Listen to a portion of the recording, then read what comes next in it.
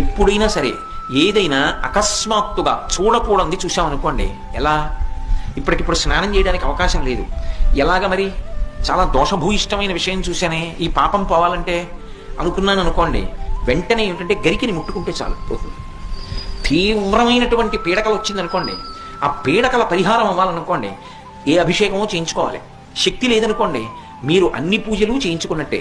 స్నానం చేసి ఒకసారి గరికని ముట్టుకుంటే చాలు, స్నానం చేయకపోయినా చెప్పులు ఇప్పి గరికను ఒకసారి ముట్టుకుంటే చాలు. అందుకే శతమూలా శతాంకురా సర్వగం హరతు మే పాపం దుర్వాదు స్వప్ననాశిని. ఓ శతమూలా శతాంకురా, నువ్వు అనేకమైన వేర్లతో ముందుకెడుతుంటావు, అటువంటి అంకురా నిన్ను ముట్టుకుంటున్నాను. దీనివల్ల ఏమవుతోంది? సర్వగం హరతు మే పాపం, నా పాపములన్నీ పోతున్నాయి. దుస్వప్ననాశిని, దుస్వప్నములు పీడకల యొక్క ఫలితము పోతోంది.